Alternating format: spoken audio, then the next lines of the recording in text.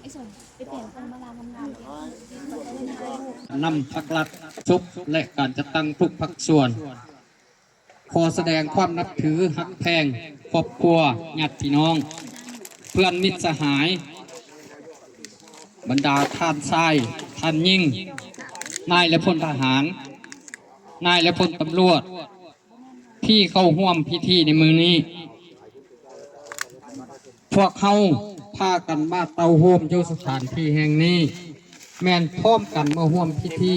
ชาปนกิจศพและไว้อะไรอย่างสุดซึ้งถึงดวงวิญญาณของสหายพันตรีบุญรถพุทธวงศ์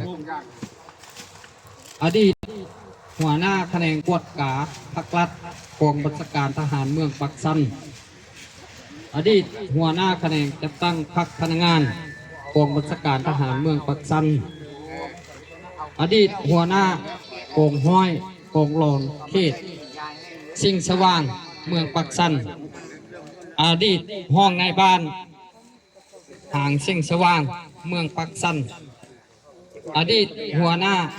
แขนงแทนการกองบัญชาการทหารเมืองปักสันสหายบุญรถพุทธวงศ์เกิดเมื่อวันที่1 เดือนเก้า1964ที่บ้านห่างสิ่งสว่างเมืองปักสันแขวงบุรีคำไซเป็นบุตรของเท้าคำพันธ์พุทธวงศ์เสียชีวิตแล้วและนางโคตมิเสียชีวิตแล้วมีไอ้น้องร่วมกัน7 คนยิ่ง4 คนเป็นลูกเป็นน้องผู้ที่4วันที่4 เดือน6 1986ได้แต่งงานสร้างครอบครัวกับนางบุญโฮมพุทธวงศ์มีลูกร่วมกัน4 คนยิ่ง2 คนปัจจุบันอยู่บ้านห่างสิ่งสว่างเมืองปักสันแขวงบุรีคำไซสัญชาติลาวชนเผ่าลาวศาสนาพุทธ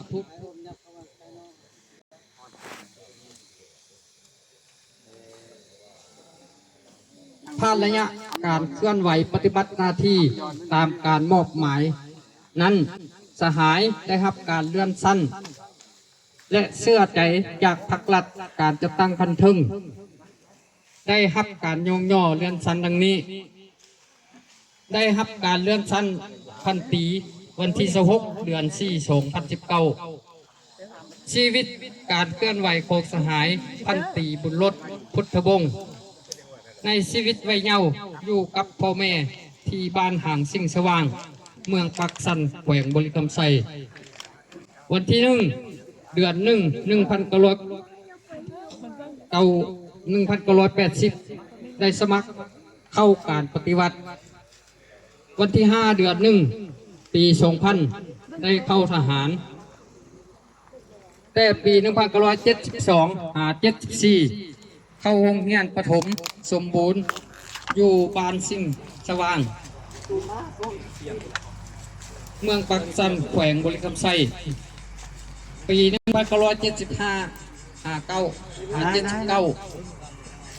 เข้าโรงเรียนมัธยมต้นบ้านกล้วยอุดมเมืองปักสันแขวงบุรีคำไซ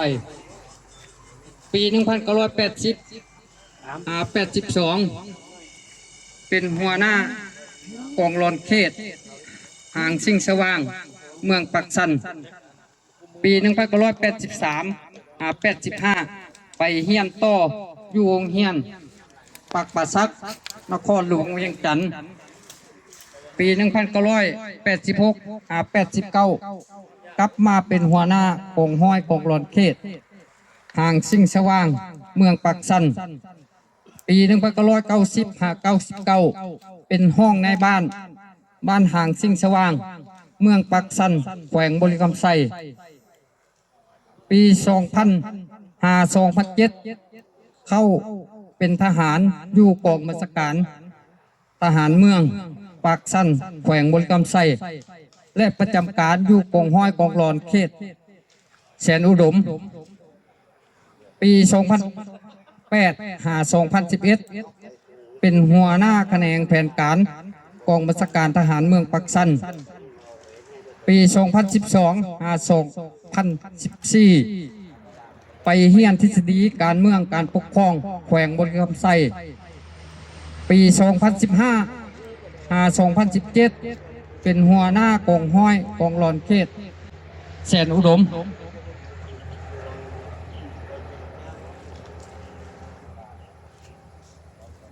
ปี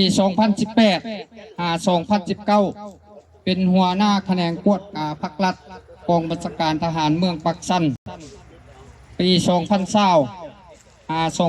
2022 เป็นหัวหน้าแผนกจัดตั้งพรรคพนักงานกองบัญชาการทหารเมืองปักสันฮอดวันที่ 14 เดือน 8 2025 ได้พักผ่อนรับอุดหนุนบำนาญรวมอายุการปฏิวัติได้ 45 ปี การเคลื่อนไหวชีวิตพรรคเข้าพักสำห้องวันที่ 23 เดือน 3 1993 เข้าพักสมบูรณ์วันที่ 4 เดือน 5 1994 ปี 1989 1999 เป็นเลขาหน่วยพักบ้านห่างสิ่งสว่างเมืองปักสันแขวงบริคำไซปี 2020 อยู่หน่วยพักแผนกการเมืองกองบัญชาการทหารเมืองปักสันสหายพันตรีบุญรถพุทธวงศ์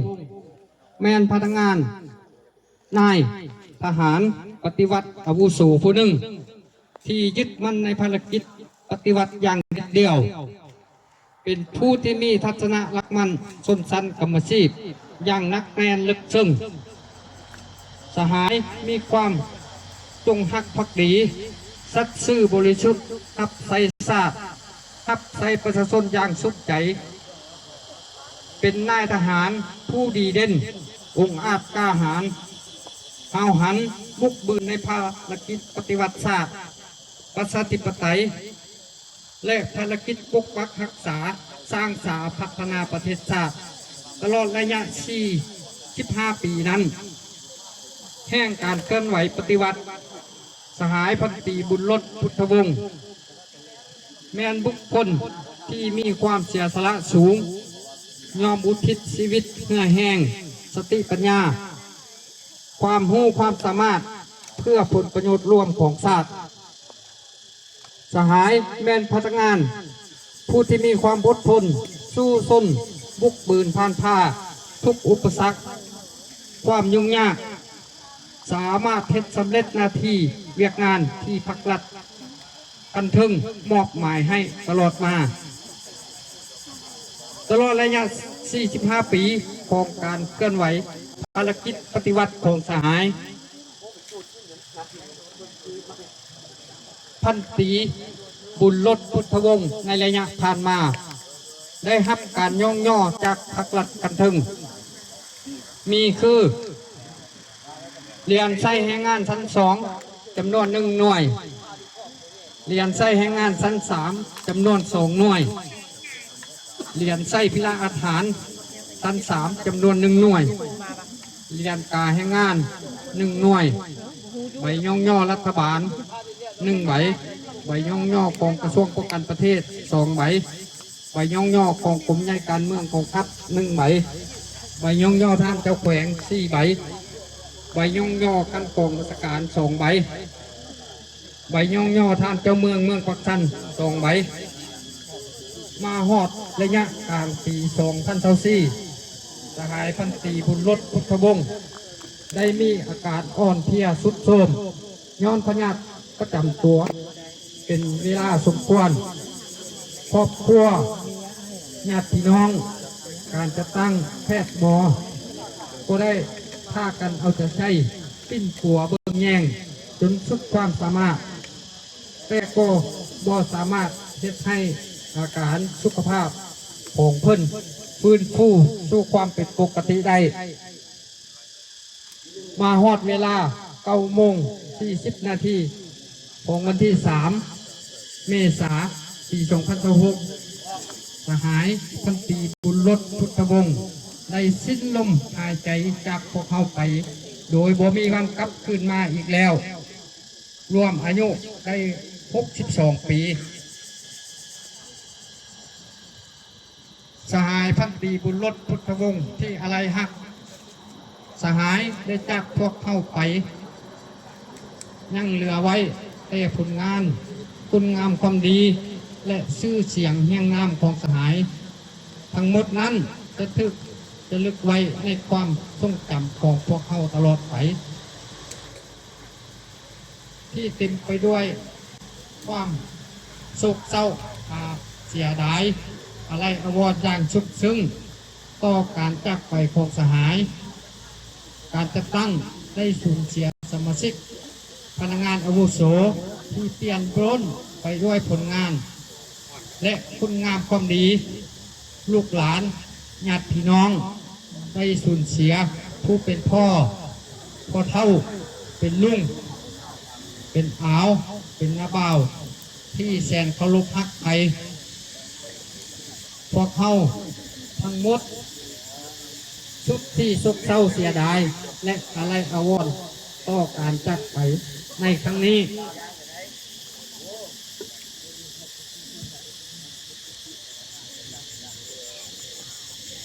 ขอให้ดวงวิญญาณของสหายพันตรีบุญรถพุทธวงศ์ไปสู่สุคติเถิดพวกเขาการจะตั้งครอบครัวลูกหลานและญาติพี่น้องขอปฏิญาณต่อหน้าศพของสหายพร้อมกันสืบต่อ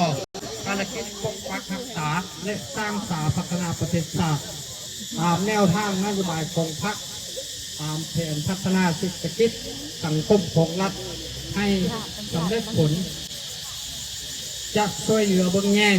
ดูแลครอบครัวของสหายตามแนวทางนโยบายของพรรคและความสามารถตัวจริงของกรมของพวกเรา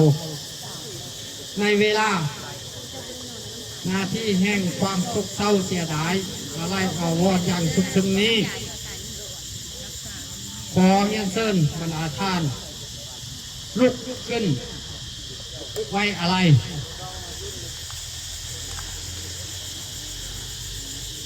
ก้มหัวไว้อะไรถึงดวงวิญญาณของสหายพันตรีบุญรถพุทธวงศ์3 วินาทีเชิญเศร้าเรียนเศร้าก็ไปมอบพิธีดังกล่าวให้ทางศาสนาครับ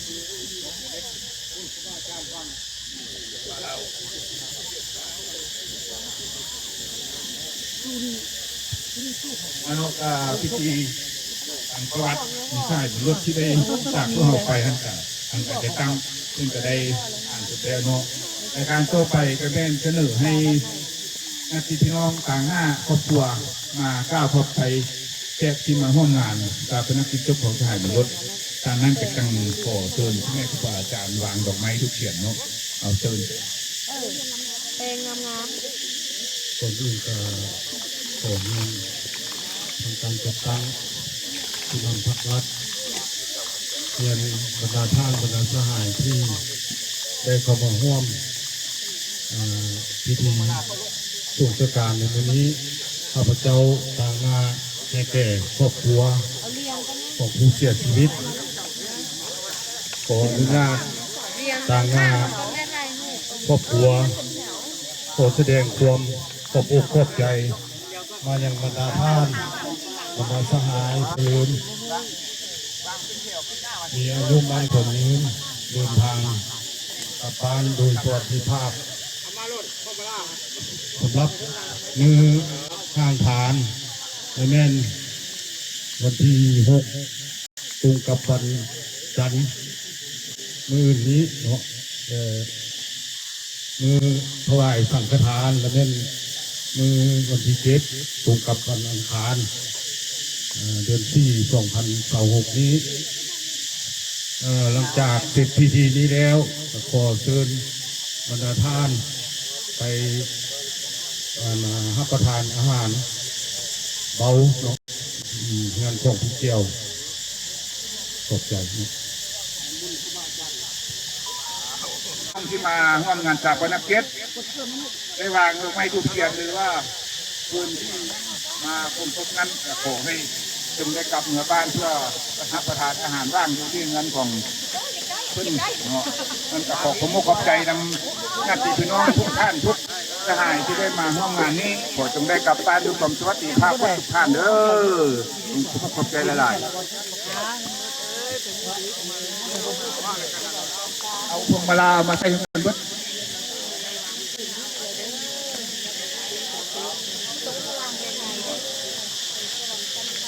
เอาขอชั่วบดไม้ได้ไม่ข่าวเนาะวางลงไม้กันแล้วหรือไม่ทุกเพียนตามด้วยคุณแม่พี่น้องได้มาร่วม แม่แล้วไปยืมคุณไปยืดเลย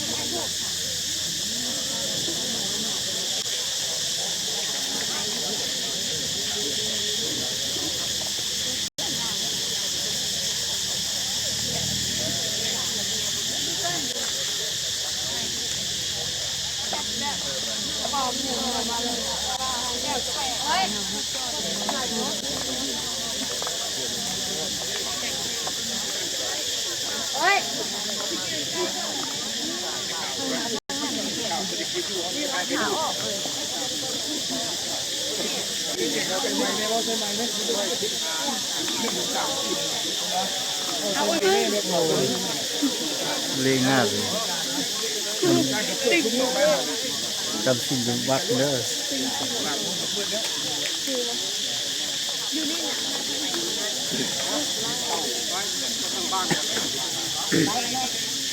ง่ายวะเปล่า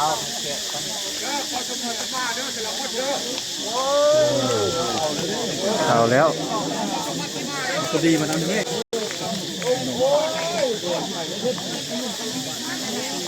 มาเงินน่ะ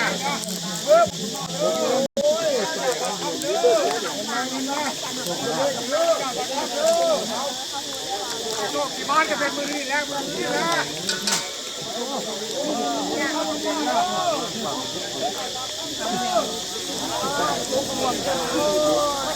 พาคนมาแก้วคนมาแล้วที่บ้านจะเป็นมือนี่เลยเด้อ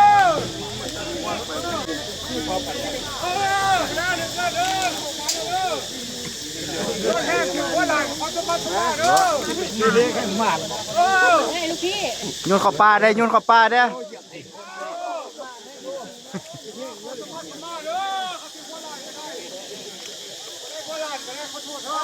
บ้าเอาไปน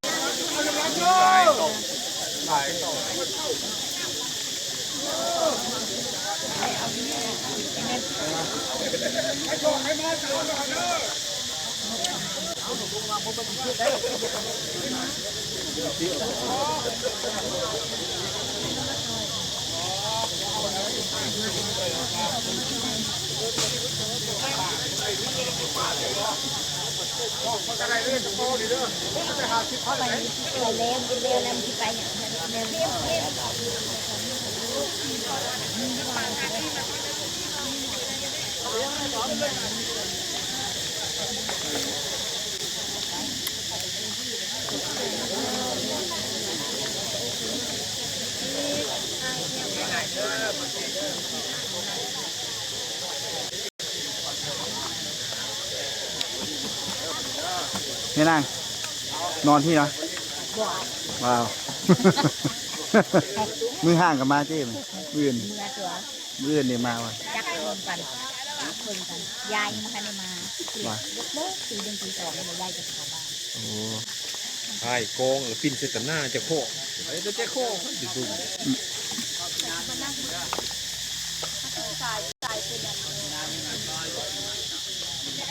พาคนแล้วแล้วก็เข้าไทยพวกไอ้ช่วยเนี่ย ตัดโตเสร็จความสุดต่อแล้วนั่นเลยที่เรียนที่ดีแต่พวกนี้เราที่ดี เบิ่งได้ YouTube นักโตสุดพอน น้อย ที่เราแล้วใช้ผู้ เอาเป็นที่ไทยพวกกันวะไทยพวกกัน